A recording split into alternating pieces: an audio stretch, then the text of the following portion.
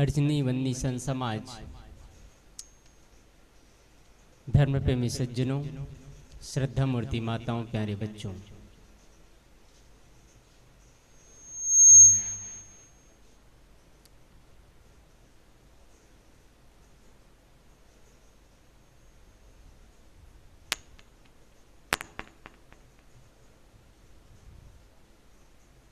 हमारे जीवन में अध्यात्म रूपी धन बहुत ही महत्वपूर्ण है।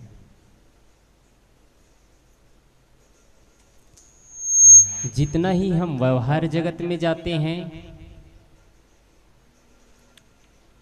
उतना ही हम बाहरी विकास की ओर प्रगति करते चले जाते हैं, लेकिन अध्यात्म की ओर प्रगति करते हैं तो सब कुछ छूटता चला जाता है। अध्यात्म की परम ऊंचाई पर पहुंचने के बाद न तेरा न मेरा, न रिश्ता न नाता, न गुरु न शिष्य, बस वहां परम शांति होती है। मनुष्य जीवन का परम उद्देश्य क्या है?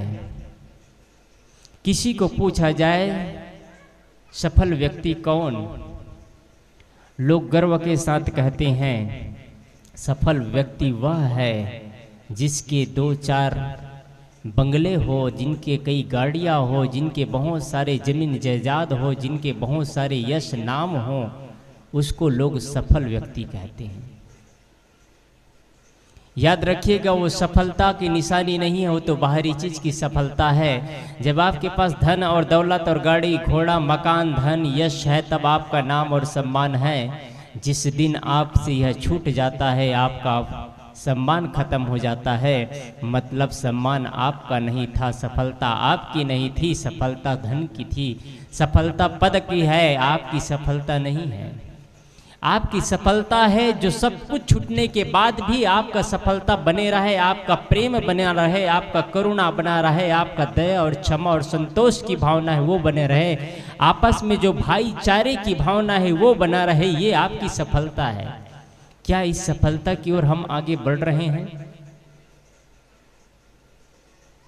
क्या आने वाली पीढ़ी को इन सफलताओं से परिचित करा पा रहे हैं? क्या आने वाली पीढ़ी अध्यात्म की परिभाषा को समझ पा रहा है? क्या आपको लगता है कि आने वाली पीढ़ी, हम माँ बाप हैं, हमारे बच्चे हमको रिस्पेक्ट कर पाएंगे? क्या आपको लगता है कि हम माँ बाप होने का कर्तव्य निभा दिए, दादी दादा होने का कर्तव्य निभा दिए, बच्चों को जो संस्कार देना चाहिए था, जो शिक्षा देना चाहिए था, जिस मानदंड में उसको ऊपर पहुंचाना चाहिए था, जिस शिखर में उसको पहुंचाना चाहिए था, जो हमारा कर्तव्य है हमने कर लिया? क्या आज आपको पूर्णता महसूस होती है? चलो इन सारी बातों को छोड़ लीजिए, आप अपने आप से पूछिए, क्या मुझे जैसा जीवन जीना चाहिए वैसे जीवन जिया ऐसा लगता है? क्या लगता है कि मैं सफल व्यक्ति हूं? मेरे जीवन में कोई दुख नहीं है, मेरे जीवन में कोई क्लेश नहीं है, मेरे जीवन में कोई शिकायत नहीं है? वास्तव में ऐसा कोई व्यक्ति होगा तो मैं समझता हूं कि निश्चित ही वो सफल व्यक्ति है जिसके जीवन में कोई शिकायत ही नहीं है। हर आदमी आज शिकायत लेकर के बैठा है। आदमी बंधुओं, छोटी सी नन्ही सी प्यारी सी मुन्नी सी जिंदगी है, इसमें शिकायत मत करिए, लड़िए मत, झगड़िए मत, प्रेम से जीना सीखिए। आज मैं कहना चाहता हूं कि अभी का विषय यह है कि बच्चों को सही दिशा की ओर डाइवर्ट करिए। आज बच्चे कुपथ में जा रहे हैं, कुदृष्टि, कुवाक्य, कुवचन, कुकाम ऐसे ऐसे जगहों पर जा रहे हैं, कुठाव ऐसे ऐसे जगह पर जा रहे हैं जहां आपको जाने में शर्म महसूस होता है, जैसा बोलने में आपको शर्म महसूस होता है, सारे काम आज बच्चे कर रहे हैं। आज के बच्चे कल का भविष्य होगा। आपके बच्चे कल के बुढ़ापे की लाठी है, आपकी बुढ़ापे में वही बच्चे आपके काम आएंगे, वही आपके धन संपत्ति है। यदि आज बच्चों के अंदर सही संस्कार आपने इंक्लूड नहीं किया है तो आप उनसे आप चाहना न रखिएगा कि मेरे बच्चे मेरे सम्मान कर सके।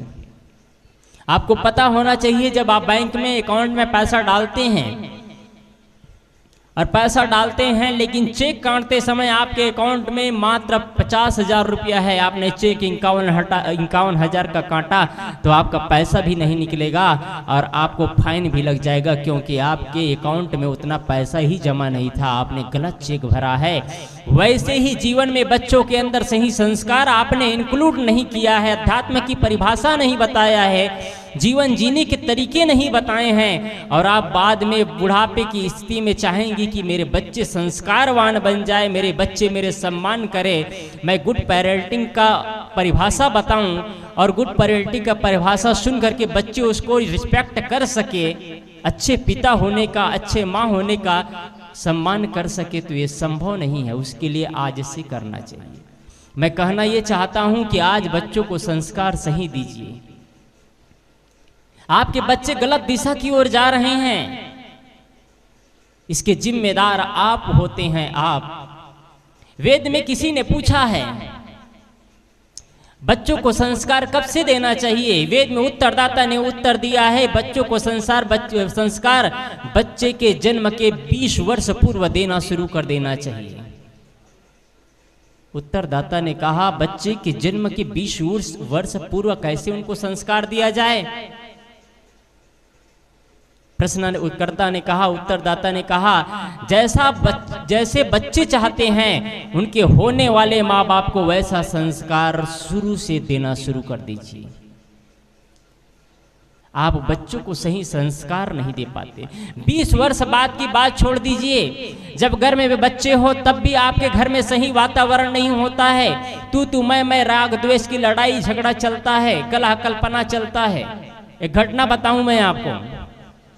एक माँ बच्चे को जन्म दिया और उसके बच्चे इतने तेज तर्रार निकले, कभी किसी का सामान तोड़ दे, किसी को छीन ले, किसी को मार ले, किसी को गाली दे दे, किसी को गलौज दे दे। उनका काम ही यही होता था। बच्चे अपने काबू से बाहर था, बच्चे अपने काबू से बाहर था। वो परेशान हो गया। परेशान होने के बाद डॉक्टर के पास जाता है, डॉक्टर से पूछता है, मनोचिकित्सक डॉक्टर के पास जाकर के पूछता है, डॉक्टर साहब क्या बात है, मैं परेशान हो चुका हूँ। पूरा अपना विवरण देता है कि ऐसा ऐसा है, ये बात है, वो बात है, बच्चे ये हरकत करते हैं। डॉक्टर पूछते हैं, बहन जी तुम ये बताओ, उनको प्रश्न करते हैं, अच्छा ये बताओ जब बच्चा गर्भ में था तब तुम क्या करती थी। बहन क्या बोलती है, डॉक्टर साहब जब बच्चा गर्भ में था मैं घर में अकेली रहती थी, इनके पिताजी हैं वो अपने नौकरी पे चले जाते थे, मैं भोजन बनाती, टिफिन पैक कर देती थी, उसके बाद वो नौकरी में चले जाते थे। नौकरी में जाने के बाद मैं दिन भर खाली रहती थी, तो खाली रहती थी तो मोबाइल निकालती थी या टीवी निकाल करके शोले फिल्म लगाती थी। डॉक्टर साहब ने पूछा कि टीवी में क्या देखते थे, कोई धार्मिक कार्यक्रम देखते थे या कुछ और देखते थे। बहन बोलती है मुझे फिल्म अच्छा लगता था। डॉक्टर साहब ने कहा कौन सा फिल्म देखते थे। उस बहन ने कहा मैं शोले फिल्म देखा करती थी। डॉक्टर साहब ने कहा कितने बार देखे और क्या देखे। वो बहन बोलती है डॉक्टर साहब मैंने शोले फिल्म को 16 बार देखी है। डॉक्टर साहब ने कहा बहन जब तुम अपने गर्भ के अवस्था में शोले फिल्म को 16 बार देखोगे तो क्या तुम्हारे भगवान संत पैदा होंगे कि गब्बर सिंह पैदा होंगे। आपके कोख में बच्चा है, आप राग द्वेष की बातें सोच रहे हैं, आप किसी को अपमान की बातें सोच रहे हैं, किसी की निंदा कर रहे हैं, किसी की चुगली कर रहे हैं। आप कौन से बच्चे को पैदा देंगे, आप कौन सा बच्चा आपके कोख में पल रहा है। आप सोचिए आपके बच्चे कितने संस्कारवान होंगे जब आपका चिंतन ही गलत दिशा की ओर है। आप जो सोचेंगे बच्चा के अंदर वही प्रवेश करेगा, वैसे ही उसका दिमाग डाइवर्ट होगा। ये प्रकृति का नियम है और ये मनोवैज्ञानिक है, इसको कोई नहीं रोक सकता है। आप गर्भ अवस्था में जो सोचते हैं वही बच्चे के अंदर प्रवेश करता है, बच्चे वैसा ही सोचता है। कम से कम 20 साल पहले आप सही संस्कार नहीं दे सकते तो कम से कम आपके कोख में जब बच्चा आ जाता है, आपको पता चल जाता है कि अब मेरे कोख में कोई बच्चा है जो अब मैं माँ बनने वाली हूँ, तो कम से कम उस समय होश के अवस्था में माता पिता को जीना चाहिए, घर के माहौल को बदलना चाहिए, घर में एक शांति वातावरण होना चाहिए, घर में बड़ों को आदर और सम्मान और सत्कार होना चाहिए, कभी चूं की आवाज नहीं आना चाहिए, घर में लड़ाई और झगड़ा नहीं होना चाहिए। लेकिन आज भी लड़ रहे हैं। कौन सा संस्कार देंगे बच्चों को? बच्चे जन्म ले लेते हैं, जन्म लेने के बाद बच्चे को जब स्तनपान करा रहे हैं और क्रोध में आप दूध पिलाते हैं तो बच्चा को दूध नहीं पिलाते हैं, आप बच्चे को जहर पिलाते हैं। इस चीज को याद रखिएगा, ये मनोवैज्ञानिक है, ये नया चीज नहीं है। ये जब आप बच्चे को दूध पिलाते हैं तो बच्चे को अगर शांति दिमाग से दूध पिलाते हैं तो अमृतपान करा रहे हैं, नहीं तो आप जहर पिलाते हैं बच्चों को। आप बच्चों को सही ज्ञान और ध्यान दीजिए, अपने आने वाली पीढ़ी को सिखाइए, कभी एकांत में बैठने के तरीका सिखाइए। जो भी विकास करना चाहता है, अध्यात्म जीवन की ऊंचाइयों को छूना चाहता है, मैं सबसे निवेदन करना चाहूंगा, कभी कभी अकेले में बैठना चाहिए, 5 मिनट 10 मिनट बैठ करके ध्यान करना चाहिए, आत्मचिंतन करना चाहिए। आपके 24 घंटा में से आप 24 मिनट अपने जीवन के लिए नहीं निकाल सकते। क्या आपका जीवन यही धन कमाने के लिए है, बच्चे पैदा करने के लिए है, सोने और खाने और पीने के लिए है? बस ओनली उतना ही आपका जीवन है और जीवन का कोई टारगेट नहीं, कोई लक्ष्य नहीं। मैं क्षमा चाहता हूं, कटु सत्य ही ये काम तो जानवर भी कर लेता है, और आप और हम में और जानवरों में इतना कोई अंतर ना रह जाए तो हमारी गिनती भी जानवरों में ही होगी। लोग कहा करते हैं जानवर नियम पर चलता है, आदमी एक ऐसा है कि नियम भी पता नहीं होता है। जानवर का मैं नियम बताया था कल, मैंने कहा था शायद कि अगर गाय खाएगी तो घास खाएगी, मांस कभी नहीं खाएगी। शेर खाएगा तो मांस खाएगा, घास नहीं खाएगा। इंसान क्या है? इंसान को आप क्या कहेंगे? आप जो सब कुछ हजम कर जाता है उसे आप क्या कहेंगे? आप भगवान का नाम लेते हैं, लंबे चौड़ा चंदन लगाते हैं, धार्मिक बनते हैं, अपना टाइटल लगा करके बैठे होते हैं। क्या हम इंसान कहलाने लायक हैं? क्या आने वाली पीढ़ी को संस्कार दे पाएंगे? जब हमारे अंदर क्रूरता बढ़ती चली जा रही है, हम निरीह जीवों को हत्या करते हैं और निर्दयता से उनका वध करके हम मांस खाते हैं, तो क्या हमारे अंदर दया और करुणा का भाव पैदा हो सकता है? माताएं सुन रही मेरी आवाज, सभी से मैं निवेदन करना चाहूंगा, आपकी हंडी में पवित्र भोजन बनना चाहिए, आपके हंडी में किसी की मांस नहीं जाना चाहिए। मैं पूरे गांव वालों से निवेदन करना चाहूंगा, आप यदि आप हिंदू हैं, आप सनातनी हैं यदि, तो आपका अलग पहचान होना चाहिए। आप अन्य लोगों की तरह बदतर जीवन मत जिए। आपके घर में गलत भोजन नहीं होना चाहिए, आपके गृह में प्रवेश में अंडे मांस मछली का सेवन नहीं होना चाहिए। आने वाली पीढ़ी, आज आप मांस खा रहे हैं, कल आपके बच्चे भी उससे आगे बढ़ जाएंगे, मांस खाएंगे, शराब पिएंगे, गाली गलौज देंगे, ताश खेलेंगे, सब कुछ करेंगे। आप उस दिन आप रोक नहीं लगा पाएंगे। आत्मीय बंधुओं, आप बच्चों को सही संस्कार दीजिए, माँ बाप का सम्मान करना सीखिए। भाइयों से कहना चाहूंगा, माताओं से, बहनों से कहना चाहूंगा, माँ बाप का सम्मान करना सीखिए। आज से करीब 8 महीना पहले दिल्ली की एक घटना है। दिल्ली में एक जनरल मेजर था, उसका 3 बेटा था। तीनों बेटे की उन्होंने एक साथ शादी किया। जनरल मेजर साहब ने, बुढ़ापे की अवस्था थी, सब कुछ बच्चे को सौंप दिया था, सभी भाइयों ने मिल करके किया। क्या माँ नहीं थी? जनरल मेजर साहब बुढ़ापे की अवस्था में थे। तीनों भाई ने कहा अब हमारी अवस्था हो गई है। तीनों भाई ने अपने अपने लायक योग्य लड़की ढूंढा और शादी किया। ऐसा विवाह किया जश्न के साथ में।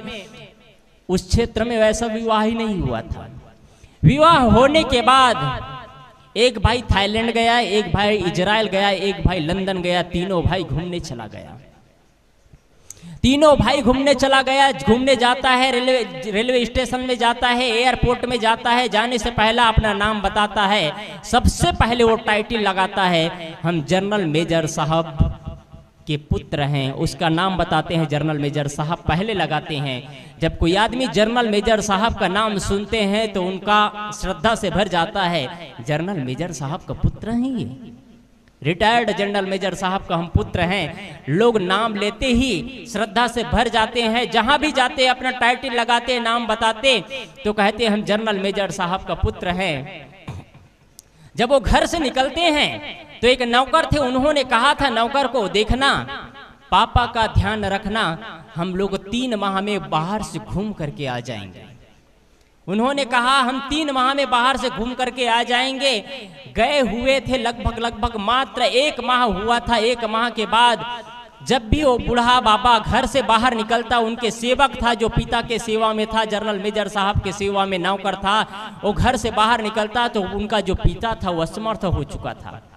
जनरल मेजर साहब असमर्थ हो चुका था, हाथों को नहीं हिला सकता था, भोजन नहीं कर सकता था, वो सब कुछ उनको कराना पड़ता था, कुछ भी नहीं कर सकता था, अचल की स्थिति में था। जब बाहर निकलता तो घर में ताला लगा करके निकलता था। 1 दिन 2 दिन ऐसा जब जरूरत पड़ता उनको घर से बाहर निकलता।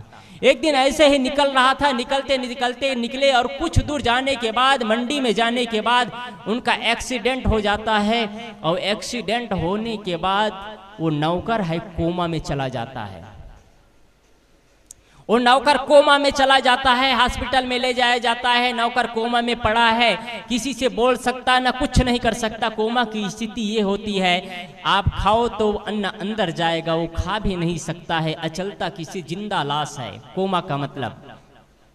जब उनके जनरल मेजर साहब के 3 पुत्र आते हैं अपने समय दिए हुए 3 माह बाद में, तो 3 माह बाद आते हैं तो देखते हैं दरवाजे में ताला लगा हुआ है।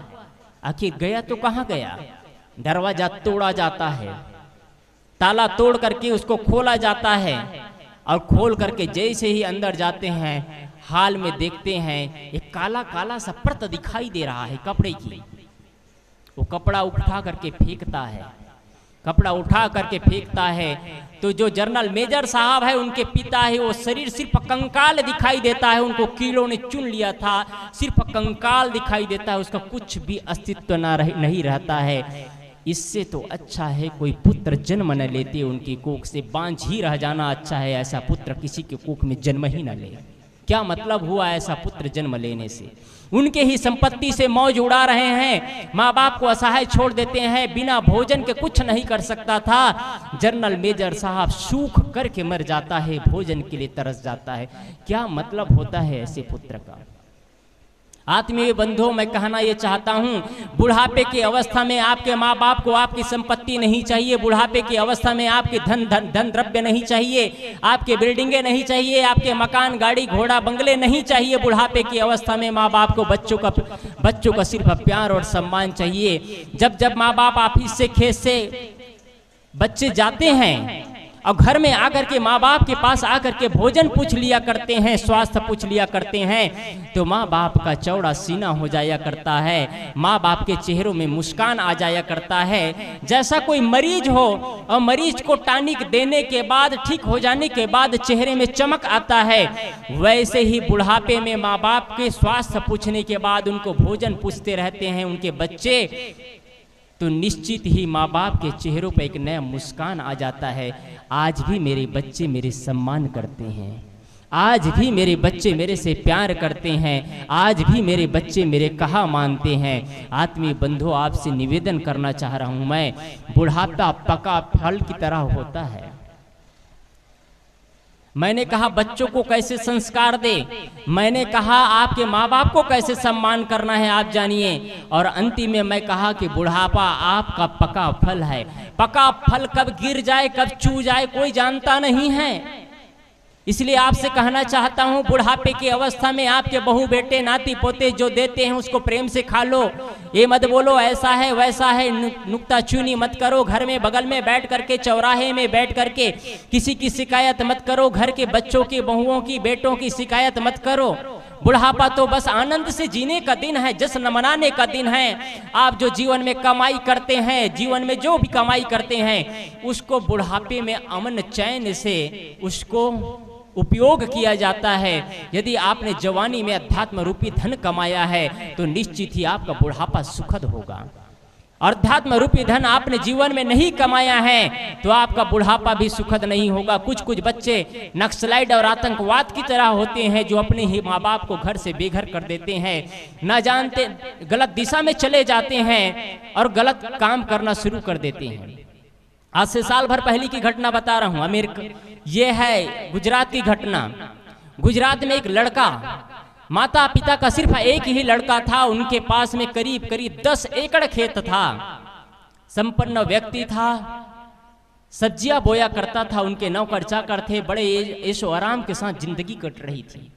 उनके बच्चे पढ़ते पढ़ते अमेरिका चला गया। अमेरिका में रहते रहते उनको 10 साल हो गया। 10 साल हो गया। उनके पिता बुलाते थे, बेटा तुम आ जाओ, हमारे पास में धन संपत्ति की कमी नहीं है।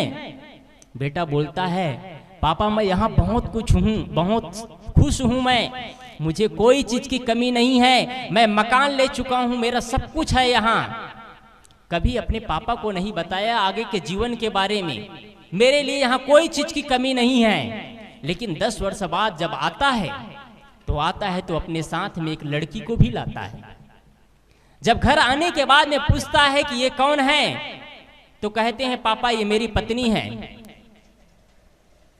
उन लोगों को आश्चर्य होता है कि वहीं रहते रहते तुमने अपने घर बसा लिया, शादी भी कर लिया, विवाह कर लिया, तुमने एक बार बताया भी नहीं।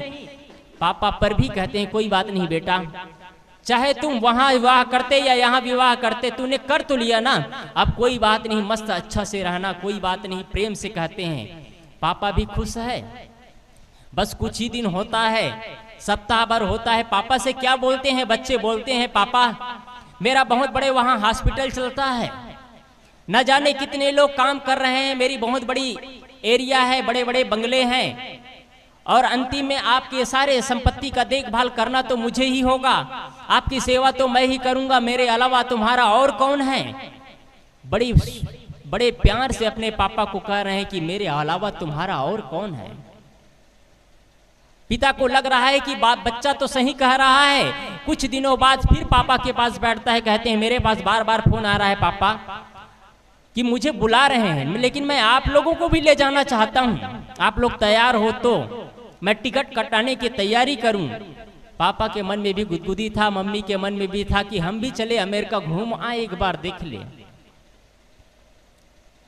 फिर बच्चा क्या कहता है, पापा आप बुढ़ापे की अवस्था है, फिर से यहाँ कहाँ आओगे, हम वहीं रहेंगे। यहाँ की सारी धन संपत्ति को बेच देते हैं, घर बंगले सबको बेच देते हैं। पापा को कहते हैं और उनके पापा तैयार हो जाता है, सारी संपत्ति बेच देते हैं। ये आज से साल भर पहले की घटना है, हकीकत घटना है। सारी संपत्ति बेच देते हैं। पापा का भी कहते हैं कि इस तारीख को टिकट है, सभी के सभी एयरपोर्ट पर जाते हैं। एयरपोर्ट पर जाते हैं, सभी सामान रखते हैं। उसके बाद में अपने मम्मी और पापा को बोल देते हैं, मम्मी और पापा को कहते हैं पापा मम्मी तुम यही बैठो, हम लोग सामान आगे रख करके आ रहे हैं। सामान लेकर के जाते हैं। 1 घंटा हो गया, 2 घंटा हो गया, 3 घंटा हो गया, 4 घंटा हो गया। 4 घंटा बाद पूछते हैं मेरे बच्चे का ये नाम है, उन्होंने मेरे लिए टिकट कटवाया था अमेरिका जाने के लिए, लेकिन अभी तक कहे कि मैं आ रहा हूँ लेकिन आया नहीं। लोग पता करते हैं उनका टिकट तो अभी 3 घंटा पहले, उनका प्लेन तो 3 घंटा पहले ही उड़ चुका है।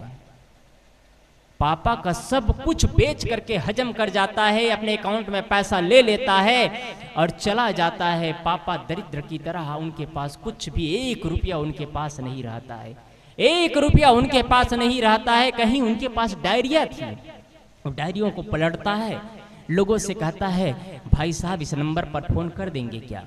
वो फोन करते हैं, उनके परिवार के मेहमान रिश्तेदार लोग आते हैं और उनको ले जाते हैं।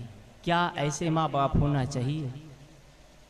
माँ बाप के दी हुई संपत्ति में उनकी ही संपत्ति से उनको ठकरा करके बेदखल कर देना, उनके ही घर से बेघर कर देना, उनको ही रोड पर ला देना, और अपने जीवन में क्या शांति से जी पाएंगे? आत्मीय बंधुओं मैं कहना चाहता हूँ ये सब आपके घरों में ना हो।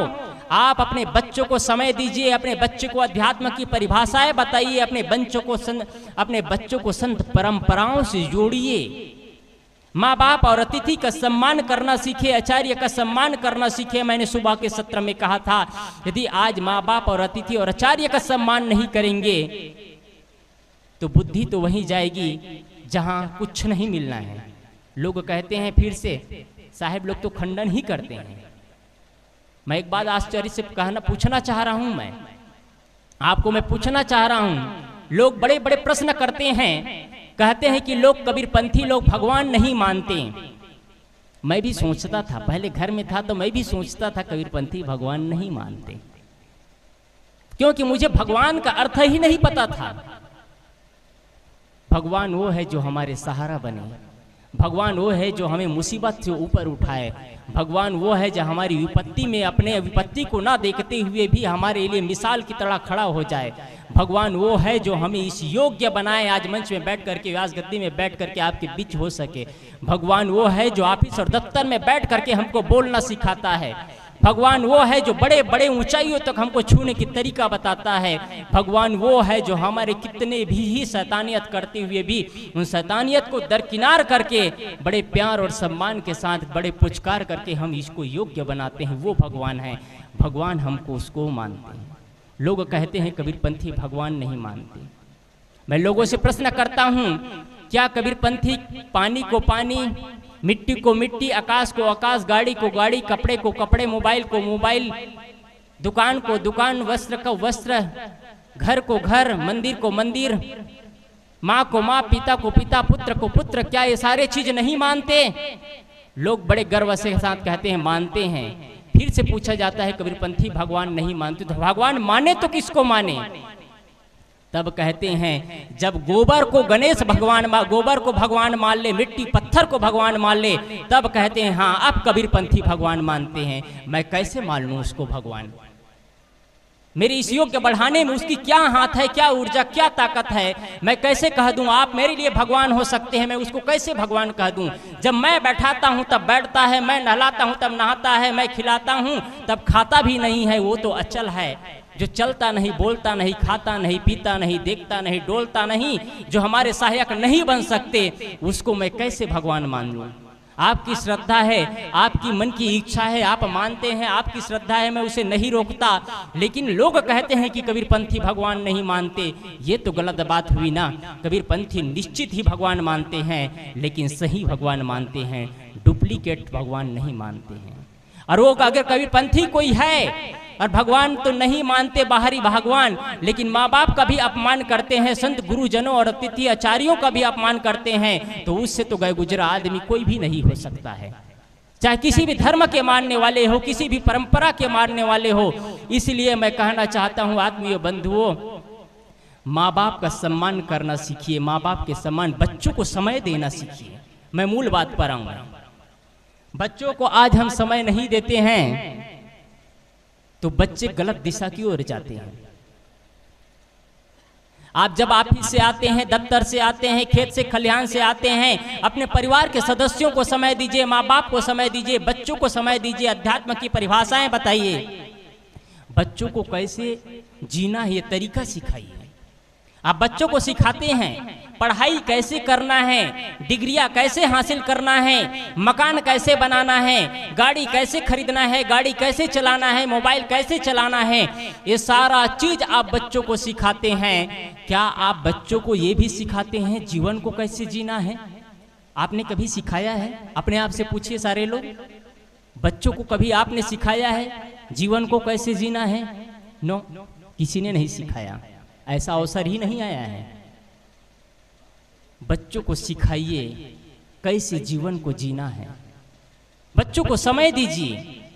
एक बच्चा था, छोटा सा बच्चा था, जब उसकी अवस्था थी लगभग 4 साल की अवस्था। 4 से 5 साल का बच्चा है, जब बिस्तर में जाता है तो बिस्तर में रात्रि में सोता है तो उस समय उनके पापा ड्यूटी से नहीं आए रहते हैं। रात्रि में बिस्तर में सोता है तो उनके पापा ड्यूटी से नहीं आए रहते हैं। और जब सुबह उठता है बच्चा, 8 बजे सो करके उठता है तो देखता है पापा ड्यूटी चले गए हैं, पापा ड्यूटी चले गए हैं। फील्ड वर्क का उनका काम था पापा का, प्रत्येक दिन वो जाता था। जहां तक रविवार के सरकारी दफ्तरों में छुट्टियां होती है, लेकिन ये फील्ड वर्क का प्राइवेट कंपनी में काम कर रहा है पापा। उनके पास एक दिन का समय नहीं था। फील्ड वर्क में जाता, सुबह जाता, रात्रि में आता, ऐसे रोज होता। वो बच्चा देखता है मैं सुबह उठता हूं तो पापा नहीं रहता है, रात्रि में सोता हूं तो पापा आया नहीं रहता है। ऐसा कई दिन तक चलता रहा। एक दिन देखता है कि पापा घर में हैं। आश्चर्य होता है उनको। लगभग दोपहर का समय रहा होगा, 11-12 बजे वो आया रहा होगा कोई काम से, अपना लैपटॉप खोल करके कुछ काम कर रहा है। इतना में बच्चा देखता है रविवार का दिन है, पापा घर में है, दौड़ करके आता है। उनके मस्तिष्क में कुछ विचार चलना शुरू हो जाता है। 5 साल का बच्चा है। पापा के पास आकर के प्रश्न करता है, पापा मैं एक बात पूछूं, बोलो तुम एक दिन में कितना, एक माह में कितना रुपये कमाते हो? पापा कहते हैं तुमको इससे क्या करना है? तुम्हारी सारी व्यवस्था मैं करता हूँ, कपड़े की व्यवस्था, पुस्तकों की व्यवस्था, ऑफिस स्कूल की ड्यूटी, स्कूल में जो फीस, सारी व्यवस्था मैं करता हूँ। तुमको पैसा से क्या लेना देना है? तुमको क्या चाहिए ये तो बोलो। थोड़ी देर बाद बच्चा फिर से आता है, पापा ये तो बता दो तुम एक घंटे में कितने रुपये कमाते हो? बार बार पूछने के बाद बच्चा बार बार पूछ रहा है, उनके पिता बार बार उनको वही उत्तर दे रहा है। मन में हुआ कुछ देर बाद बुला करके, बच्चा खेल रहा था, बुला करके उनके पिता कहते हैं, बेटा तुम क्या पूछ रहे थे? पापा मैंने पूछा तुम एक घंटे में कितने रुपये कमाते हो? उनके पापा कहते हैं मैं एक घंटे में 200 रुपये कमाता हूँ, एक घंटे में 200 रुपये कमाता हूँ। थोड़ी देर बाद बच्चा खेलना शुरू कर देता है। बच्चा थोड़ा देर में खेल करके फिर से आता है अपने पापा से, फिर कहता है, पापा क्या मुझे तुम 100 रुपये दोगे? उनका पापा फिर से वही प्रश्न का उत्तर देता है, सारी व्यवस्था मैं करता हूं, तुमको पैसे की क्या जरूरत है ये तो बताओ।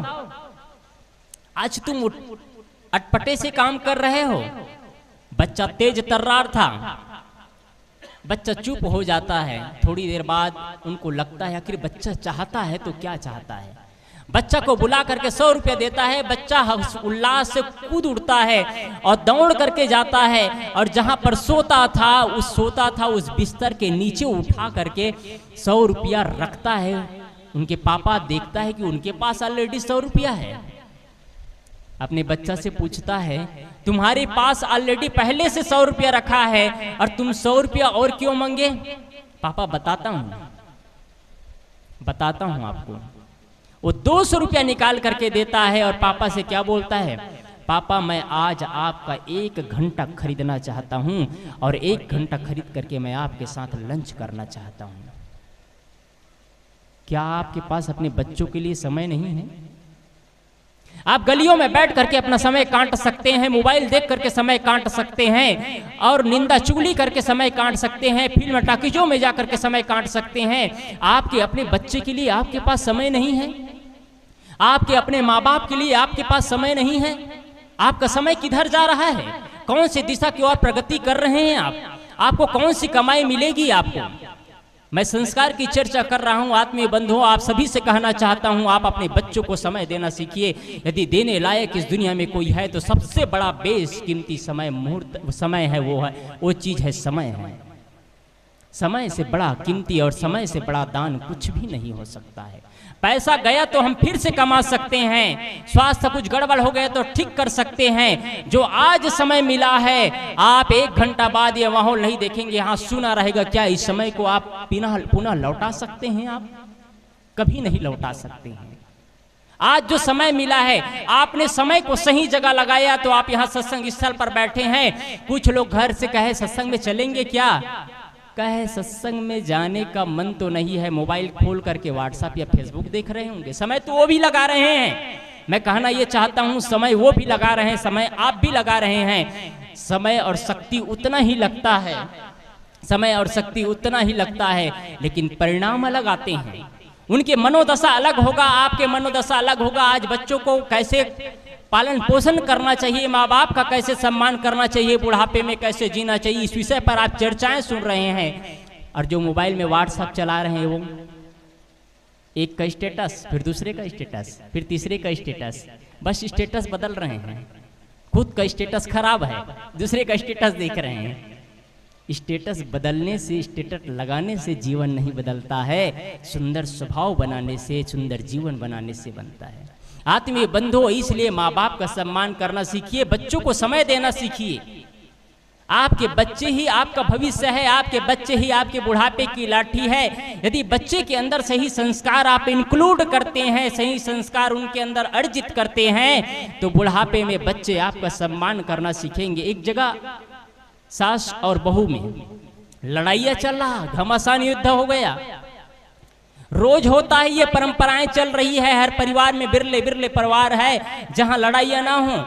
ये नित्य रोज होता है, देखते हैं सास और बहू में रोज लड़ाई। एक उनका छोटा सा पोता दिखता है, माँ और दादी में रोज लड़ाइया का अंतिम परिणाम ये होता है कि अंतिम में रोते रोते सासू माँ, दादी माँ हमारे कमरे में चली जाती है। उनके पीछे पीछे उनके साथ में एक 6 साल का पोता जाता है, और 6 साल का पोता जाता है और उन अपने दादी माँ का पल्लू उठाता है, और पल्लू उठा करके आंसू पोंछते पोंछते बोलता है, दादी माँ तुम रो मत, मेरी माँ बहुत दुष्टा है।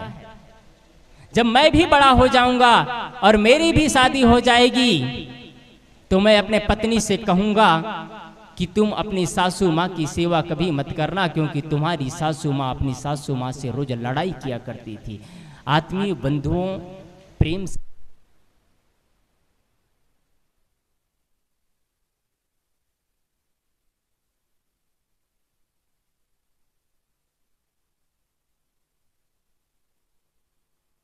मैं कह रहा था कि आप अपने बच्चों को समय देना शुरू करिए।